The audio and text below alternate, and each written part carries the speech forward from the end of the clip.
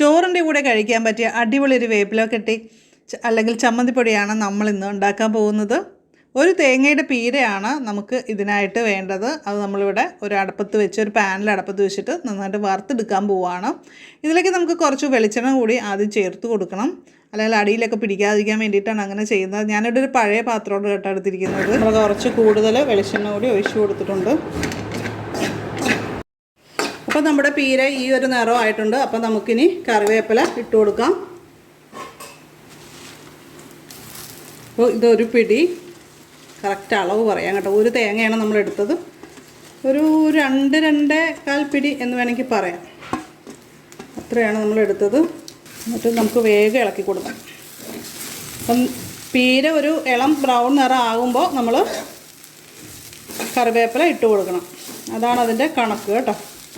ഞാൻ പീര വറുക്കുന്ന ടൈം മുഴുവനും ക്യാമറയിൽ കാണിച്ചിട്ടില്ല, എന്നാലും ഏകദേശം അത് മനസ്സിലാക്കിയിട്ട് നമ്മൾ ചെയ്യുക. അപ്പം നമ്മൾ 2 സ്പൂൺ മല്ലിപ്പൊടി ഇതിലേക്ക് ചേർത്ത് കൊടുത്തിട്ടുണ്ട്. അപ്പോൾ നമ്മൾ 2 സ്പൂൺ മുളക് പൊടി കൂടി എടുത്തിട്ടുണ്ട്, അതും കൂടി ഇട്ട് കൊടുക്കാം.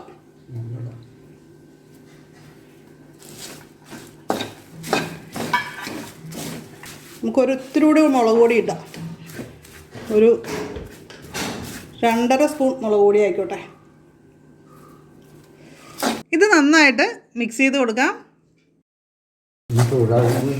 അപ്പം നമ്മൾ തീ ഓഫ് ചെയ്തിട്ടുണ്ട്. ആ ചൂടിൽ ഇനി ഇരുന്ന് ബാക്കി ആയിക്കോളൂ.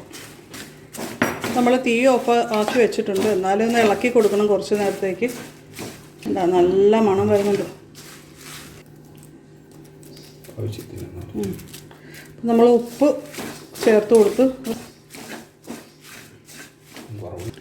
നമ്മളൊരു നാരങ്ങ വലിപ്പത്തിൽ, അതായത് ഒരു നാരങ്ങയല്ല കേട്ടോ, ഒരു 1.5 നാരങ്ങ വലിപ്പത്തിലെങ്കിലും എടുത്തിട്ടുണ്ട് പുളി. അപ്പോൾ പുളി കൂടി നമുക്ക് ഇതിലേക്ക് ഇട്ട് കൊടുക്കാം.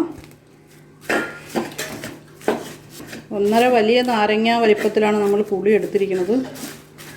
ഒരു തേങ്ങയാണ് നമ്മൾ എടുത്തിരിക്കുന്നത്. അതുപോലെ ഒരു 2.5 പിടി കറിവേപ്പില. പുളി വറുത്ത് വെച്ചിരിക്കുന്നത് മിക്സിയിലെ ചെറിയ ജാറിൽ 2 പ്രാവശ്യമായിട്ട് പൊടിച്ചെടുക്കുകയാണ് വേണ്ടത്. വേപ്പിലക്കട്ടി ഇവിടെ റെഡി ആയിട്ടുണ്ട്. ഇത് ചൂട് ചോറിൻ്റെ കൂടെ കഴിക്കാനൊക്കെ വളരെ ടേസ്റ്റിയാണ്. അപ്പോൾ എല്ലാവരും ഇത് ട്രൈ ചെയ്ത് നോക്കണം. അപ്പോൾ ഇന്നത്തെ വീഡിയോ നിങ്ങൾക്ക് ഇഷ്ടമായാൽ ലൈക്ക് ചെയ്യുക, അതുപോലെ നിങ്ങളുടെ ഫ്രണ്ട്സിനൊക്കെ ഒന്ന് ഷെയർ ചെയ്ത് കൊടുക്കുക. അതുപോലെ നിങ്ങളുടെ അഭിപ്രായങ്ങൾ കമൻറ്റ് ചെയ്യാനായിട്ട് മറക്കരുത്. നമ്മുടെ ചാനൽ ആദ്യമായിട്ട് കാണുന്നവരൊക്കെ സബ്സ്ക്രൈബ് ചെയ്ത് നോട്ടിഫിക്കേഷൻ്റെ ബെല്ലൈക്കൺ കൂടി ക്ലിക്ക് ചെയ്ത് വെക്കുക. അപ്പോൾ നമുക്ക് അടുത്തൊരു വീഡിയോ ആയിട്ട് വീണ്ടും കാണാം. നന്ദി, നമസ്കാരം.